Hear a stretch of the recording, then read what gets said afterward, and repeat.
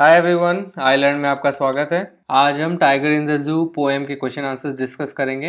अगर आपने इसके एक्सप्लेनेशन का वीडियो नहीं देखा है तो टॉप राइट कॉर्नर पे उसका लिंक है, उसे क्लिक करें और ज़रूर देखें। बिफोर वी स्टार्ट, अगर आपने हमारे चैनल को सब्सक्राइब नहीं किया है तो प्लीज़ सब्सक्राइब और हमें सपोर्ट करें। Also press the bell icon. Read the poem again and work in pairs और groups to do the following task. So ये ग्रुप एक्टिविटी है। Find the words that describe the movements and actions of the tiger in the cage and in the wild. Arrange them in two columns. Second part of the question is find the words that describe the two places and arrange them in two columns. Now try to share ideas about how the poet uses words and images to contrast the two situations. So इस question में आपको क्या करना है, दो column बनाने हैं, एक केज या जू वी कैन से जू के लिए और दूसरा है वाइल्ड के लिए, जब बेसिकली टाइगर फ्री है, इज नॉट केज्ड। इन दोनों सिचुएशंस को डिस्क्राइब करने के लिए फर्स्ट ऑफ ऑल क्या मूवमेंट्स और क्या एक्शंस का इस्तेमाल किया पोएट ने, एंड सेकेंडली इन दो प्लेसेस को डिस्क्राइब करने के लिए कौन से वर्ड्स का इस्तेमाल किया। नो इनको आपको पॉइंट आउट करना है और फिर आइडिया शेयर करने की कैसे पोएट इन वर्ड्स का इस्तेमाल करके कॉन्ट्रास्ट लाने की कोशिश करते हैं इन दो सिचुएशंस में। सो वर्ड्स के थ्रू कैसे वो कॉन्ट्रास्ट ला रहे हैं इन दोनों लोकेशंस में, इन दोनों सिचुएशंस में और इन लोकेशन इन पर्टिकुलर में। सो अगर हम मोशन या एक्शन की बात करें तो स्टॉकिंग एक एक्शन है जो उन्होंने केज में यूज किया है। देन इग्नोरिंग द विजिटर्स, वो विजिटर्स को इग्नोर कर रहा है। स्टेयरिंग द स्टार्स, तो ये तीन बहुत ही डिस्टिंक्ट मूवमेंट्स थे टाइगर के केज में। वाइल्ड में ही sliding through the grass, lurking in the shadow, snarling, terrorising the villages. अगर हम इन दो जगहों को डिस्क्राइब करने के लिए वर्ड्स देखें तो क्या यूज किया, केज के लिए उन्होंने यूज किया फ्यू स्टेप्स। सो बेसिकली ये लेंथ की बात कर रहे थे, फ्यू स्टेप्स लॉन्ग था वो। कॉन्क्रीट सेल था, पेट्रोलिंग कार्स, और वहाँ पे क्या थे, पेट्रोलिंग कार्स गुजर रहे थे। एंड दिस इज समथिंग जो आप वाइल्ड में नहीं नोटिस करेंगे, वाइल्ड में ये सब चीज़ें नहीं होती हैं। वाइल्ड में क्या है, लॉन्ग ग्रास है, वाटर होल है, प्लम डियर पास, सो प्लम डियर वहाँ से गुजर रही हैं। तो अब आपको इस पर्टिकुलर कॉन्ट्रास्ट को डिस्कस करना है कि किस तरह से वो कॉन्ट्रास्ट लाने की कोशिश कर रहे हैं। तो आप बेसिकली बोल सकते हैं कि कैसे वाइल्ड में लॉन्ग ग्रास होती है जो कि जू में मिसिंग है। जू में पॉसिबल नहीं है कि आपके केज के अंदर लॉन्ग ग्रास हो।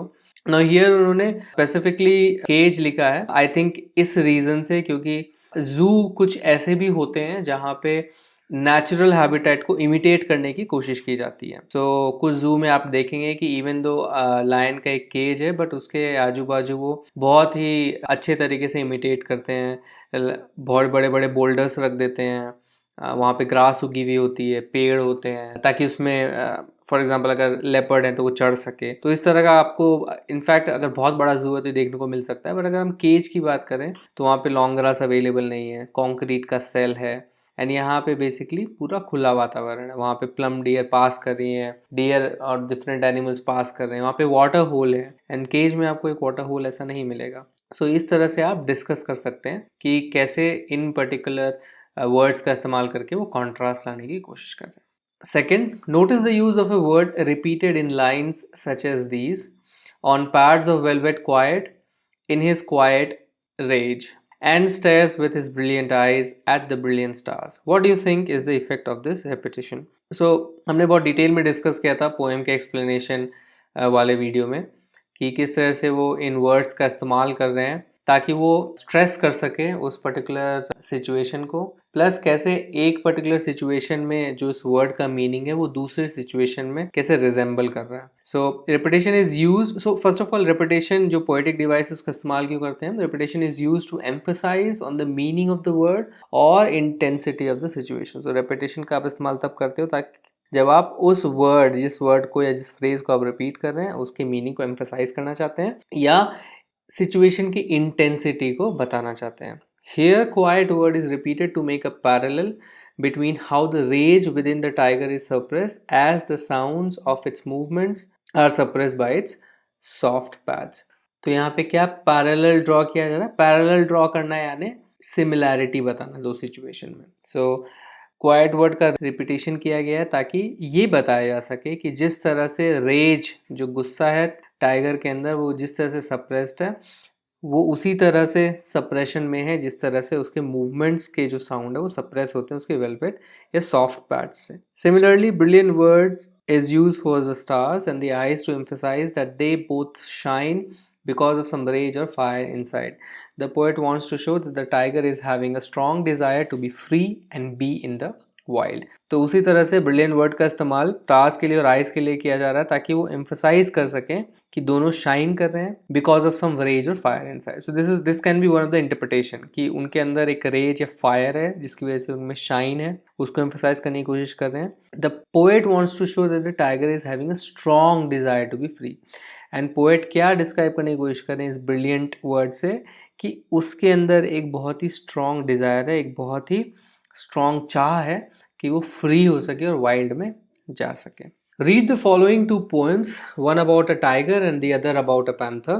Then discuss. Are zoos necessary for the protection or conservation of some species of animals?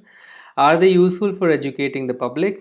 Are there alternative to zoos? तो दो पोएम्स यहाँ पे दी गई हैं, एक टाइगर के ऊपर और एक पैंथर के ऊपर. एंड उसको पढ़ने के बाद आपको डिस्कस करना है कि क्या जूज नेसेसरी हैं, क्या नेसेसरी है जू कंजर्वेशन ऑफ स्पीशीज़ के लिए, एंड क्या इसके ऑल्टरनेटिव अवेलेबल है हमारे पास. तो चलिए पहले हम फटाफट इस पोएम को पढ़ते हैं. एंड मैं बहुत ज़्यादा डिटेल में नहीं जाऊँगा इस पोएम के रीडिंग में, जस्ट आपको एक शॉर्ट में अंडरस्टैंडिंग दे दूंगा कि पोएम में क्या बताया जा रहा है. And we will more focus on कि हम थोड़ा मीनिंग डिराइव कर लें पोएम से, फिर हम फोकस करेंगे कि इस क्वेश्चन को किस तरह से डील करें. The tiger behind the bars of his cage growls. The tiger behind the bars of his cage snarls. The tiger behind the bars of his cage roars. Then he thinks, it would be nice not to be behind bars all the time because they spoil my view. Tiger bars के behind है, मतलब वो cage के अंदर है. यहाँ पे similarly stage set हो गया है, हमें बताया जा रहा है कि टाइगर कहाँ है, केज में है. सो ये डिनोट कर रहा है केज को. केज के अंदर वो ग्राउल कर रहा है, स्नार्ल कर रहा है. स्नार्ल वर्ड हमने देखा था, आवाज़ निकालना, नॉइज या एंग्री साउंड निकालना दांत दिखाते हुए, दैट इज स्नार्लिंग. रोर कर रहा है वो, एंड वो सोच रहा है कि कितना अच्छा होगा कि हर समय मैं इस केज में ना रहूं बिकॉज ये मेरे व्यू को ख़राब करें. बिकॉज हमेशा जब भी वो कुछ देख रहा है तो उसके सामने सलाखें आएंगी, बार्स आएंगे, तो उसका व्यू ख़राब हो रहा है. एंड आई थिंक ये इमेजिन करना बहुत ही आसान होगा आपको. नॉर्मली फॉर एग्जांपल जब हम ट्रेन में ट्रैवल करते हैं और वो जो ट्रेन की बार्स होते हैं तो कभी कभी हमें लगता है कि हमारा व्यू जो है ख़राब हो रहा है. एंड स्पेशली जब आप फ़ोटो लेने की कोशिश करते तो वो जब बार्स बीच में आ जाते हैं तो आपको लगता है अरे ये मेरा व्यू ख़राब कर रहा है. तो सिमिलरली वो फीलिंग हर समय उस टाइगर को हो रही है. Because this spoil my view I wish I were wild not on show. But if I were wild hunters might shoot me. But if I were wild food might poison me. But if I were wild water might drown me. Then he stops thinking and the tiger behind the bars of his cage growls. The tiger behind the bars of his cage snarls. The tiger behind the bars of his cage roars. इस poem को Peter निबलेट ने लिखा है. सो फिर वो क्या सोच रहा है कि काश मैं वाइल्ड में होता. Wish I were wild. Wild यानी मैं वाइल्ड में होता, मैं टेम्ड नहीं होता. सो वाइल्ड का दूसरा टर्म होता है टेम्ड. बेसिकली जब आपको केज में रखते हो और आपसे जो कहा जाए वो बातें मनवाते हैं. सो यहाँ पे या तो टेम्ड इसका ऑपोजिट हो सकता है या इसका सिंपल मीनिंग है या तो मैं केज ना होता. तो अगर मैं वाइल्ड में होता, शो में नहीं होता. शो में नॉर्मली बेसिकली अगर इसी टाइगर का इस्तेमाल करें किसी सर्कस के लिए या एंटरटेनमेंट के लिए जू के अंदर ही, या सिंपली डिस्प्ले. शो का मतलब है मैं डिस्प्ले में नहीं होता इस तरह से जू में. तो ये कामना कर रहा है कि वो फ्री होता, बट वो उस समय उसको एकदम से थॉट भी आ रहा है कि अगर मैं फ्री होता तो हंटर्स मुझे शूट कर सकते हैं. ये एक प्रॉब्लम है जिसकी वजह से टाइगर्स की पॉपुलेशन भी बहुत कम हो रही है. एंड नॉर्मली आपने देखा होगा कि राजा महाराजाओं के समय में ग्लोरीफाई किया गया था कि कैसे टाइगर का हंटिंग जो है आपकी स्ट्रेंथ का एक बेसिकली पैमाना था. तो उसकी वजह से हमने बहुत नुकसान पहुंचाया उनकी पॉपुलेशन को. तो हंटर्स उनको शूट कर सकते हैं, स्पेशली उनके फर के लिए, उनके स्किन के लिए, बिकॉज उससे डिफरेंट चीज़ें बनती हैं. If I were wild food might poison me. और अगर मैं वाइल्ड में हूँ तो फूड से मुझे पॉइजनिंग हो सकती है, बिकॉज वहाँ पे ऑफ कोर्स जो खा रहे हैं वो उनके कंट्रोल में नहीं है. अगर किसी ख़राब मीट को खा लिया उन्होंने तो वो पॉइजन हो सकते हैं. But if I have a wild water might drown me. वहाँ पे पानी में डूब भी सकते हैं बिकॉज वाइल्ड में खतरा होता है. तो यहाँ पे क्या बताने की कोशिश करें कि वाइल्ड में देर आर डेंजर्स.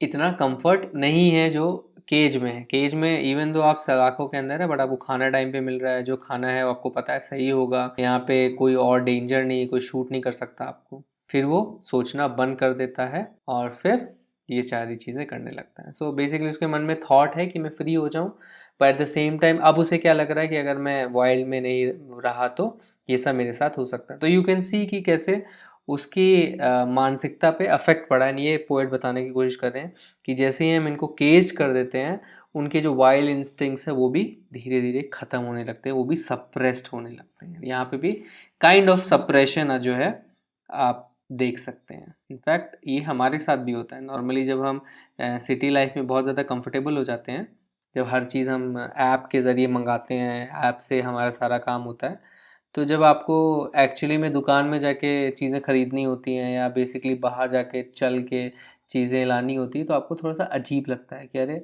ये हो जाएगा, मैं इससे टकरा जाऊंगा, मैं बात कैसे करूं, अरे वो मुझे ठग लेंगे। तो ये जो आपके नेचुरल ह्यूमन वाले इंस्टिंक्ट्स हैं वो ख़त्म हो जाते हैं। कैसे लोगों से बात करनी है, कैसे लोगों से डील करना है, वो आप भूलते जाते हैं। तो it is kind of a similar thing जो टाइगर के साथ होता है। उसके जो वाइल्ड इंस्टिंक्ट्स हैं जो ऑटोमेटिक हैं उसके लिए, वो धीरे धीरे ख़त्म होने लगते हैं। नाउ क्विकली हम पैंथर पोएम को पढ़ते हैं। His vision from the constantly passing bars has grown so weary that it cannot hold anything else. It seems to him there are 1,000 bars and behind the bars no world. उसका जो vision है, यहाँ पे panther की बात हो रही है, from the constantly passing bars, ये हम बेसिकली पैंथर के अंदर घुस रहे हैं एंड हमें क्या दिख रहा है कि हमेशा बार्स जो हैं हमारे व्यू में पास करते हैं। तो बेसिकली वो चल रहा है, लेट्स से इस पर्टिकुलर केज में, एंड जब वो चल रहा है तो उसको सिर्फ बार्स जो है गुजरते हुए दिखते हैं, सलाखें जो है गुजरते हुए दिखती हैं। हैज़ ग्रोन सो वेरी, इतना ज़्यादा थक गया है ये कि अब वो कुछ और होल्ड नहीं कर सकता। मतलब उसके विजन में और कुछ है ही नहीं, बस यही उसको दिखता है, और कुछ उसके विजन में आता ही नहीं है। सो बेसिकली इसके विजन को मे बी उनकी इमेजिनेशन को डिनोट कर रहा है। बेसिकली अब उसके पास ना कुछ इमेजिन करने की क्षमता रह गई है, ना वो और कुछ उम्मीद कर सकता है उसे कुछ नया दिखेगा, बिकॉज वो एक ही जगह एक ही केज में बंद है। सो आप नोटिस करेंगे कैसे इस पोएम में थोड़ा डिफरेंट तरीके से केज को दिखाया गया है कि केज नॉट ओनली आपको बंद रखता है, बट आपके पास सिर्फ एक ही व्यू रहता है पूरे समय। There is nothing new. It seems to him that there are 1,000 bars and behind the bars no world. इसको ऐसा लगता है कि यहाँ पे हज़ारों सलाखें हैं और सलाखों के पीछे कोई भी दुनिया नहीं है। सो बेसिकली वो जहाँ पे रह रहा है जिस केज में, वहाँ पे कोई दुनिया नहीं है। As he paces in cramped circles over and over, the movement of his powerful soft strides is like a ritual dance around a center in which a mighty will stands paralyzed. As he paces in cramped circles. So as he paces यानी घूमना, to and fro motion, एक ही जगह पे बार बार घूमना। In cramped circles, cramped यानी एक छोटी सी जगह में, congested जगह में। So cramped circle यानी बहुत छोटे से सर्कल में वो पेस कर रहा है। So यहाँ पे क्या बताने की कोशिश कर रहे हैं कि जैसे few steps का इस्तेमाल किया था हमारे पोएम में, वैसे यहाँ पे क्रैम्प सर्कल का इस्तेमाल किया है टू शो कि केज बहुत ही छोटा है, एंड वो बार बार उसी क्रैम्प सर्कल में घूम रहा है अपने सॉफ्ट स्ट्राइड से। Powerful but soft STRIDE, this exactly जो हमारे पोएम में भी यूज किया गया है। क्वाइट रेज, तो यहाँ पे रेज जो है पावर को डिनोट कर रहा है, and quite, velvet quite, velvet quite यानी सॉफ्ट स्ट्राइड्स। उनके जो सॉफ्ट कदम है, उनके जो कदम, उनकी जो चाल है बहुत ही क्वाइट है, सॉफ्ट है।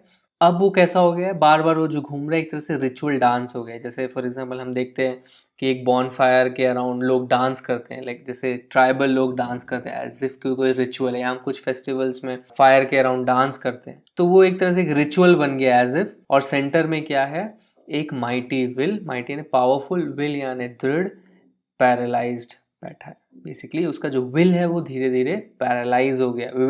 विल टू लिव हो सकता है, विल टू इमेजिन हो सकता है, will to basically break free. So जो भी उसका जो दृढ़ है, मे बी जीने की शक्ति को भी वो डिनोट कर सकता है, वो पैरालाइज हो चुका है। सो बेसिकली बहुत ही ज़्यादा सैड सिनेरियो वो दिखाने की कोशिश कर रहे हैं। Only at times the curtain of the pupils lifts quietly, an image enters in, rushes down through the tensed, arrested muscles, plunges into the heart and is gone. And कभी कभी उनके आंखें के जो पुतलियां हैं वो उठती हैं धीरे से, एक इमेज एंटर होता है तो उनको उसको कुछ दिखता है। सो बेसिकली यहाँ पे वो इमेजिन कर रहा है, rushes down through the tensed, and वो कुछ इमेजिन कर रहा है, एंड वो जो इमेजिनेशन है उसको अपने पूरे टेंस मसल्स में भी फील हो रही है। एंड फाइनली वो उसके हार्ट में जाके डूब जाता है और ख़त्म हो जाता है। सो बेसिकली शायद वो इमेजिन कर रहा है कि मैं फ्री हूँ, एंड फाइनली उसके मसल्स जो एकदम से टेंस्ड आर्रेस्टेड मसल्स हैं, एज इफ़ कि वो रेडी हो रहा है दौड़ने के लिए, फिर एकदम से ये जो थॉट है ख़त्म होता है, उसके दिल में जाके डूब जाता है। एंड क्योंकि उसको रियलाइज़ होता है अरे मैं फ्री नहीं हूँ, मैं तो एक केज के अंदर हूँ। So this is something like उस जैसे लास्ट पैराग्राफ में वो कैसे स्टार्स को देख रहा था टाइगर, दिस इज़ समथिंग उसका जो डिज़ायर है वो डिनोट करने की कोशिश की जा रही है। एंड फर्स्ट 2 पैराग्राफ में दिखाया जा रहा है कैसे मिजरेबल लाइफ हो जाती है इन एनिमल्स की। सो आई होप इन 2 पोएम से आपको, एंड इनफैक्ट अब तो टोटल 3 पोएम्स हो गई, तो इससे आपको एक पर्सपेक्टिव मिला होगा जानवरों के पॉइंट ऑफ व्यू से कि कैसा फील होता है। तो आपको आंसर करना है क्या जूज नेसेसरी हैं, तो जूज बनते क्यों हैं, एंड क्या वो यूजफुल है लोगों को एजुकेट करने के लिए, क्या ऑल्टरनेटिव्स अवेलेबल है। So zoos are necessary for the protection और conservation of some species of animals. The natural habitat of thousands of species are shrinking every day due to increased human activity. This has led to the decline in population of many species. Zoos serve as a rehabilitation and breeding centers for such species who are displaced and whose population needs to be stabilized. During this process, zoos can serve as educational centers for people who are genuinely interested in knowing the wild animals or working to help them in future. तो हम क्या कहने चाह रहे हैं कि juice necessary हैं protection के लिए और कंजर्वेशन के लिए, किसी स्पीशीज़ को कंजर्व करने के लिए, उसे बचा के रखने के लिए, बट सारे एनिमल्स के लिए। सो फॉर एग्जांपल अगर आप जू बनाते हैं और आपको पता है कि इस एरिया में जैसे टाइगर की पॉपुलेशन कम हो रही है, तो आप शायद उनको जू में लाके उनकी केयर कर सकते हैं। बट उसी जू में आप देखेंगे लेपर्ड को भी रखा जा रहा है, उसी जू में आप देखेंगे फॉक्स को भी रखा जा रहा है। एक तरह का जू क्या बन गया, एंटरटेनमेंट पैकेज बन गया। तो इवन दो उसका एक पर्पस हो सकता था कि प्रोटेक्शन करे, कंजर्वेशन करे, बट वो एंटरटेनमेंट को भी फोकस करते हुए क्या करते हैं, जो एनिमल्स को हमें नहीं रखना चाहिए उन्हें भी हम रखते हैं जू में। Natural habitat of thousands of species are shrinking. बहुत सारे जानवरों के नेचुरल हैबिटेट क्या हो रहे हैं, श्रिंक हो रहे हैं, मतलब छोटे होते जा रहे हैं हमारी एक्टिविटी की वजह से, ह्यूमन एक्टिविटी की वजह से। इससे उनकी पॉपुलेशन में डिक्लाइन हुआ है। एंड इसीलिए जूस किस तरह से सर्व कर सकते हैं, एक तरह का रिहैबिलिटेशन सेंटर की तरह से वो वर्क कर सकते हैं। सो रिहैबिलिटेशन का मतलब क्या होता है, किसी भी पर्सन या एनिमल के हेल्थ को रिस्टोर करना। सो रिहेबिलिटेट करना यानी रिस्टोर करना हेल्थ को, ताकि वो नॉर्मल लाइफ जी सके। तो एक तरह से थेरेपीज होती हैं। सो एनिमल्स के लिए भी थेरेपीज होती हैं जिनसे वो उनको धीरे धीरे, अगर वो मेंटली ट्रॉमेटाइज्ड हैं, फिजिकली ट्रॉमेटाइज्ड हैं, तो उनको धीरे धीरे वो नॉर्मल लाइफ जीने में मदद करते हैं। तो इस तरह से हम हेल्प कर सकते हैं। स्पेशली फॉर एग्जांपल अगर कोई ट्रैप में फंस गया एनिमल एंड वो एकदम शॉक में है, हर चीज़ हर जगह पैर रखने से अगर डरता है, तो हम उन्हें उसके मेंटल हेल्थ को क्योर कर सकते हैं। तो इन जूस में, जूस को हम ब्रीडिंग सेंटर्स की तरह इस्तेमाल कर सकते हैं, जिनमें हम आर्टिफिशियली ब्रीड करके इन स्पीशीज़ की पॉपुलेशन को बढ़ाने की कोशिश कर सकते हैं, ताकि उनकी पॉपुलेशन स्टेबल हो जाए। तो स्टेबल पॉपुलेशन का मतलब क्या होता है कि ऐसे पॉइंट पे आप पहुंच जाएं कि आपको पता है कि अब जो है by natural meeting, by natural ways अब जो है ये अपनी पॉपुलेशन को मेंटेन कर सकते हैं। नॉर्मली क्या होता है कि प्रोबेबिलिटी कि एक एनिमल ब्रीड करे एंड बच्चे पैदा करे, उसकी एक प्रोबेबिलिटी होती है। एंड अगर पॉपुलेशन एक क्रिटिकल लेवल पे है तो उसकी पॉपुलेशन हमेशा डिक्लाइन होगी। बट अगर ऐसी पॉपुलेशन है जिसमें enough number of male female हैं एंड वो नेचुरली बच्चे पैदा करेंगे, तो उनकी पॉपुलेशन भी स्टेबलाइज होगी। तो उस लिमिट तक ले जाने में हम मदद कर सकते हैं जूस की वजह से। एंड इस प्रोसेस में हम क्या कर सकते हैं, जूस को एजुकेशन सेंटर्स बना सकते हैं। इसमें फॉर एग्जांपल अगर आपको इंटरेस्ट है कि आप टाइगर के बारे में और जानें, तो आप वहाँ जा सकते हैं, उनको के बारे में सीख सकते हैं, ताकि अगर आपको फ्यूचर में कुछ एनजीओ के साथ काम करना है, या फॉर एग्जांपल आपको कुछ सोशल एक्टिविटीज़ करनी है, या नेचर से रिलेटेड आपको एक्टिविटीज़ करनी है, तो आप जो है बेसिकली जुड़ सकते हैं, नॉलेज ले सकते हैं। There are alternatives to zoos, but zoos का भी alternative है, exist करता है। While zoos use public tourists as a primary source of income, wildlife sanctuaries and reserves are funded by the government or organizations, and hence they focus more on the welfare of the animals than the entertainment of the crowd. So zoos का भी alternative है। So zoos के बारे में आप 2-4 लाइनें लिख सकते हैं कि कैसे वो एक entertainment package देते हैं, एक तरह से एक entertainment center बन गया है। इनफैक्ट अगर आप zoos, most of the zoos में जाएंगे, और इनफैक्ट मेरा जो लास्ट विजिट था जू का, उसने बहुत ज़्यादा सैड कर दिया था मुझे। नो, जूज़ में सबसे बड़ी प्रॉब्लम क्या है कि बहुत ही क्रैम्प्ड सिचुएशन होती है केजेस की, एंड एनिमल्स कॉन्स्टेंटली साउंड से डिस्टर्ब्ड होते हैं, हमारी बग से डिस्ट्रैक्ट होते रहते हैं, बिकॉज आपको पता है कि पाथवे है वो उनके केज के आजू बाजू से गुजरता है। तो बच्चे चिल्ला रहे हैं, एंड ऑफ कोर्स एक शेर या बाघ सोने की कोशिश कर रहा था, हम उन्हें डिस्टर्ब कर देते हैं, वो नैप नहीं ले पाते हैं उनके आफ्टरनून नैप, बिकॉज आप विजिटर्स तो पूरे टाइम अंदर आते रहते हैं। तो इस तरह से क्या है उनकी, आप इमेजिन करो अगर आपको कोई नैप ना लेने दे या आपको नींद ना अच्छे से आए तो आपके मेंटल हेल्थ पे क्या फ़र्क पड़ेगा।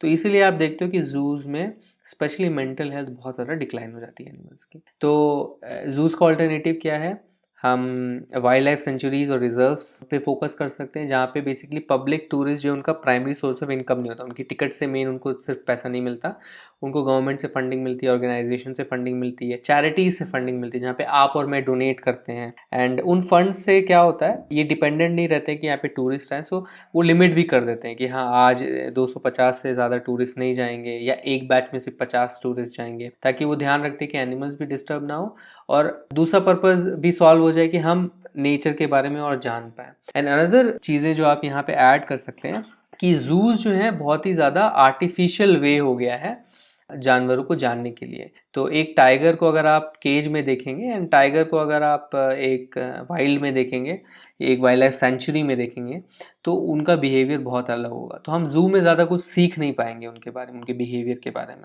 रादर हम इनफैक्ट नेट जियो और डिस्कवरी देख के ज़्यादा सीख पाएंगे। इसीलिए wildlife sanctuaries are a better option even for education, जिसे यहाँ पे लिखा है ना, एजुकेटिंग द पब्लिक। तो इवन जू से बेटर ऑप्शन क्या है, wildlife sanctuaries and reserves. Take a point of view for or against zoos, or even consider both points of view and write a couple of paragraphs or speak about this topic for a couple of minutes in class. Couple of minutes का मतलब होता है 2-3 minute आपको कुछ बोलना है। And क्या आपको पॉइंट ऑफ व्यू लेना है, या तो जूस के फॉर में बोलना है, उनके साइड लेनी है, या उनके अगेंस्ट बोलना है। एंड या तो आप दोनों पॉइंट ऑफ व्यू भी सोच सकते हैं। इनफैक्ट ये बहुत अच्छी ब्रेन एक्सरसाइज हो जाती है कि स्पेशली अगर आप किसी चीज़ का साइड लेते हैं डिबेट में भी, तो आपको इनफैक्ट उसका अगेंस्ट लेके भी पॉइंट सोचना चाहिए, बिकॉज आपको पता होगा कि सामने वाले और क्या क्या पॉइंट्स बोल सकता है, एंड आप उसको काउंटर कर सकते हैं। तो इनफैक्ट स्पीकिंग के लिए एक बहुत अच्छी सी एक्सरसाइज होती है, स्पेशली डिबेट्स के लिए, कि आप दोनों पॉइंट्स को लिस्ट आउट करें, ताकि आप रेडी रहें कि आपको क्या पॉइंट सुनने को मिलेगा सामने वाले से भी। तो यहाँ पे मैंने कुछ हिंट्स दिए हैं, इन हिंट्स को यूज़ करके आप अपने आप एक छोटा सा पैराग्राफ बनाइए,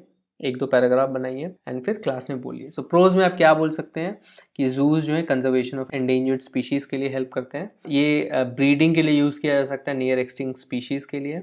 इनफैक्ट आप इंटरनेट पे बहुत सारे एग्जांपल्स दे सकते हैं जहाँ पे जूज की वजह से बहुत सारे स्पीशीज़ को वापस स्टेबलाइज किया गया, उनकी पॉपुलेशन को। Awareness to people about the wild animals, awareness create कर सकते हैं। बहुत लोगों ने ज़िंदगी में कभी वाइल्ड एनिमल्स नहीं देखे, एंड जूज़ में आके जब वो देखते हैं तो शायद उनको एक कनेक्ट फील हो कि हाँ ये भी हमारी तरह एक लिविंग बीइंग है, एंड हमें थोड़ा कंपैशन दिखाना चाहिए। हो सकता है कंपैशन भी आए, प्यार जागे हमें वाइल्ड एनिमल्स के प्रति। Zoos are used to train people to treat animals and understand them better. तो जूज का इस्तेमाल हम लोगों को ट्रेन करने के लिए यूज़ कर सकते हैं, वेट्स को ट्रेन करने के लिए यूज़ कर सकते हैं, ताकि वो इस तरह के वाइल्ड एनिमल्स को भी अगर ट्रीट करना पड़े फ्यूचर में तो वो सीख सकें, यहाँ पे उन्हें अच्छे से समझ सकें। Zoos can be use as rehabilitation centres और ट्रीटमेंट सेंटर्स। सो जूस का इस्तेमाल आप, क्योंकि वहाँ पे ट्रेंड लोग रहते हैं जूस में, तो इन केस अगर वाइल्ड में कोई एक जख्मी लेट्स से जानवर मिला तो उनको जू में ला के ट्रीटमेंट दी जा सकती है, बिकॉज वहाँ पे एक्सपर्ट्स अवेलेबल हो सकते हैं। तो हम इस तरह से अगर देखें तो जू बहुत ही चीज़ हो सकती है। कॉन्स में क्या है, बहुत पुअर फंडिंग होती है जूस की। जूज़ में फंडिंग बहुत ख़राब होती है, उसकी वजह से क्या होता है, मेंटेनेंस बहुत ख़राब होता है। मोस्ट ऑफ द जूज़ के, बड़े बड़े जूज़ जो बहुत फेमस हैं उनके लिए तो इतनी प्रॉब्लम नहीं है, बट जो छोटे छोटे जूज़ हैं उनमें सबसे बड़ी प्रॉब्लम क्या है, उनका मेंटेनेंस बहुत ख़राब है, एनिमल का मेंटेनेंस बहुत ख़राब है, एनिमल्स कॉन्स्टेंटली डिस्टर्ब होते हैं। स्पेशली ये कब होता है, जब जू का साइज़ बहुत स्मॉल होता है। जू अगर स्मॉल साइज़ का है, इनफैक्ट अगर आप इमेजिन करें एक सिटी में एक लैंड लेना जू के लिए कितनी बड़ी बात होगी, क्योंकि लैंड भी बहुत महंगा होता है। तो छोटे सी जगह में वो बना देते हैं जू, एंड उसके लिए क्या होता है, एनिमल्स कॉन्स्टेंटली डिस्टर्ब होते हैं, उनके लिए पास ऐसा एरिया नहीं होता जहाँ पे वो शांति से जाके सो सकें। Zoos are more use for entertainment than for educational purpose, and ये भी एक बढ़ती प्रॉब्लम है कि जूज का इस्तेमाल एंटरटेनमेंट के लिए किया जाता है rather than educational purpose. In fact आप यूट्यूब वीडियोज़ देख सकते हैं, इतने सारे कंपाइलेशन वीडियोज़ हैं जिसमें आप बहुत ही इनसेंसिटिव तरीके से लोगों को देख सकते हैं ट्रीट करते हुए ज़ू के एनिमल्स को। वो उनमें चीज़ें फेंकते हैं, उन्हें डिस्टर्ब करते रहते हैं, चिल्लाते रहते हैं, and this is not the right way to treat animals. And in fact हम आजकल जहाँ तक मैंने नोटिस किया, लोग ज़ू जाते हैं जस्ट टू फोटोग्राफ एनिमल्स, एक वीडियो बनाने के लिए, टिकटॉक बनाने के लिए, एट्सेट्रा। तो बहुत ही गलत वे में ज़ूस का इस्तेमाल हो रहा है। वो एंटरटेनमेंट सेंटर बन गया rather than educational centre. Size of many zoos are smaller than required, which I have already told. Thanks for watching this video. अगर ये वीडियो आपको पसंद आए तो इस वीडियो को एक लाइक दीजिए, अपने कमेंट्स और फीडबैक्स कमेंट सेक्शन में लिखिए और हमारे चैनल को सब्सक्राइब कीजिए। आप हमारे चैनल को सब्सक्राइब इस गोल लोगो पे क्लिक करके सब्सक्राइब बटन दबा के कर सकते हैं। इस बेल आइकन को भी प्रेस करना ना भूलें ताकि हमारे सारे वीडियोस की नोटिफिकेशंस आप तक जल्द से जल्द पहुंचे। इस टेक्स्ट बुक के अगले वीडियोस के लिए स्टे ट्यून्ड। Bye bye.